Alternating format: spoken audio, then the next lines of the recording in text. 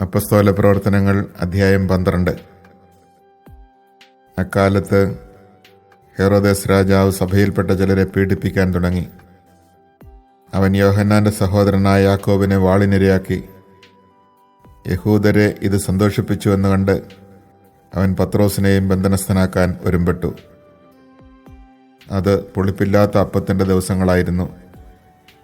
അവനെ കാരാഗൃഹത്തിൽ അടച്ചതിന് ശേഷം 4 ഭടന്മാർ വീതമുള്ള 4 സംഘങ്ങളെ അവൻ കാവലിന് നിയോഗിച്ചു. പെസഹ കഴിയുമ്പോൾ അവനെ ജനത്തിൻ്റെ മുമ്പിൽ കൊണ്ടുവരാമെന്നായിരുന്നു അവൻ്റെ ഉദ്ദേശം. അങ്ങനെ പത്രോസ് കാരാഗൃഹത്തിൽ സൂക്ഷിക്കപ്പെട്ടു. സഭ അവനു വേണ്ടി ദൈവത്തോട് തീക്ഷ്ണമായി പ്രാർത്ഥിച്ചുകൊണ്ടിരുന്നു. പരസ്യ വിചാരണയ്ക്ക് പുറത്തു കൊണ്ടുവരാൻ ഹെറോദേസ് ഉദ്ദേശിച്ചിരുന്നതിൻ്റെ തലേ രാത്രി പത്രോസ് 2 ചങ്ങലകളാൽ ബന്ധിതനായി 2 പടയാളികളുടെ മധ്യേ ഉറങ്ങുകയായിരുന്നു. പട്ടാളക്കാർ കാരാഗൃഹവാതിൽക്കൽ കാവൽ നിൽക്കുന്നുണ്ടായിരുന്നു.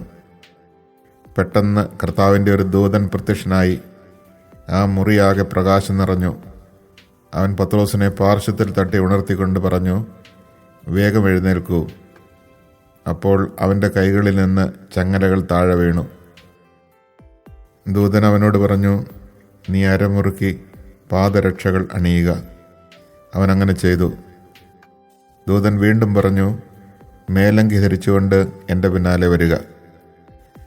അവൻ പുറത്തിറങ്ങി ദൂതനെ അനുഗമിച്ചു. എങ്കിലും ദൂതൻ വഴി സംഭവിച്ച ഈ കാര്യം യാഥാർത്ഥ്യമാണെന്ന് അവന് തോന്നിയില്ല. തനിക്ക് ഒരു ദർശനമുണ്ടായതാണെന്നേ അവൻ കരുതിയുള്ളൂ. അവർ 1-ാമത്തെയും 2-ാമത്തെയും കാവൽ സ്ഥാനങ്ങൾ പിന്നിട്ട് നഗരത്തിലേക്കുള്ള ഇരുമ്പ് കവാടത്തിലെത്തി. അത് അവർക്കായി സ്വയം തുറന്നു. അവർ പുറത്തു കടന്ന് ഒരു തെരുവ് പിന്നിട്ടപ്പോൾ ദൂതൻ പെട്ടെന്ന് അപ്രത്യക്ഷനായി. അപ്പോഴാണ് പത്രോസിന് പൂർണ്ണബോധം വന്നത്. അവൻ പറഞ്ഞു, "കർത്താവ് തൻ്റെ ദൂതനെ അയച്ച് ഹെറോദേസിൻ്റെ കരങ്ങളിൽ നിന്നും യഹൂദന്മാരുടെ വ്യാമോഹങ്ങളിൽ നിന്നും എന്നെ മോചിപ്പിച്ചിരിക്കുന്നുവെന്ന് ഇപ്പോൾ എനിക്ക് വ്യക്തമായി." ഇക്കാര്യം ഗ്രഹിച്ചപ്പോൾ അവൻ മർക്കോസ് എന്ന അപരനാമമുള്ള യോഹന്നാൻ്റെ അമ്മയായ മറിയത്തിൻ്റെ വീട്ടിലേക്ക് പോയി. അവിടെ വളരെ പേർ സമ്മേളിച്ച് പ്രാർത്ഥിച്ചുകൊണ്ടിരിക്കുകയായിരുന്നു. അവൻ പടിവാതിൽക്കൽ മുട്ടിയപ്പോൾ റോദ എന്ന വേലക്കാരി ഇറങ്ങി വന്ന് നോക്കി. പത്രോസിൻ്റെ സ്വരം തിരിച്ചറിഞ്ഞ അവൾ സന്തോഷഭരിതയായി വാതിൽ തുറക്കുന്ന കാര്യം മറന്ന് അകത്തേക്ക് ഓടിച്ചെന്ന് പത്രോസ് വാതിൽക്കൽ നിൽക്കുന്നു എന്നറിയിച്ചു.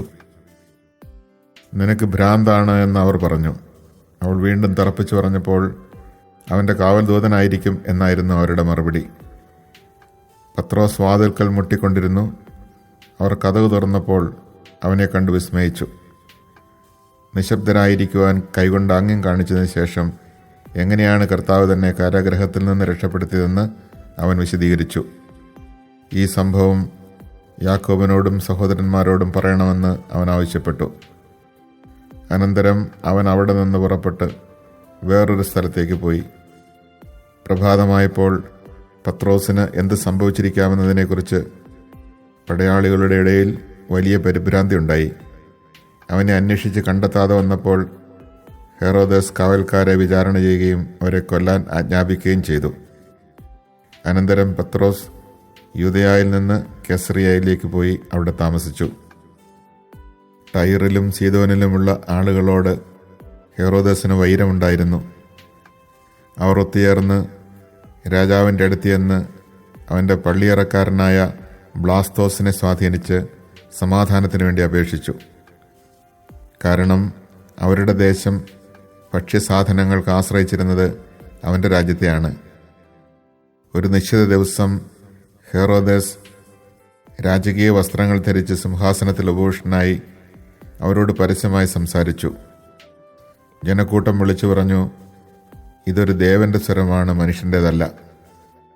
പെട്ടെന്ന് കർത്താവിൻ്റെ ഒരു ദൂതൻ അവനെ അടിച്ചു വീഴ്ത്തി. എന്തെന്നാൽ ദൈവത്തിന് അവൻ മഹത്വം നൽകിയില്ല. പുഴുക്കൾക്കിരയായി അവൻ അന്തിശ്വാസം വലിച്ചു. ദൈവവചനം വളർന്നു വ്യാപിച്ചു. ബാർണബാസും സാവൂളും തങ്ങളുടെ ദൗത്യം പൂർത്തിയാക്കി ജെറുസലമിൽ നിന്ന് തിരിച്ചു വന്നു. മർക്കോസ് എന്ന അപരനാമമുള്ള യോഹന്നാനെയും അവർ കൂടെ കൊണ്ടുപോന്നു. Chapter 12. About that time King Herod laid hands upon some members of the church to harm them. He had James, the brother of John, killed by the sword, and when he saw that this was pleasing to the Jews, he proceeded to arrest Peter also. It was the feast of unleavened bread. He had him taken into custody and put in prison under the guard of 4 squads of 4 soldiers each. He intended to bring him before the people after Passover. Peter thus was being kept in prison, but prayer by the church was fervently being made to God on his behalf. On the very night before Herod was to bring him to trial, Peter, secured by double chains, was sleeping between 2 soldiers, while outside the door guards kept watch on the prison. Suddenly the angel of the Lord stood by him, and a light shone in the cell. He tapped Peter on the side and awakened him, saying, "Get up quickly." The chains fell from his wrists. The angel said to him, "Put on your belt and your sandals." He did so. Then he said to him, "Put on your cloak and follow me." So he followed him out, not realizing that what was happening through the angel was real. He thought he was seeing a vision.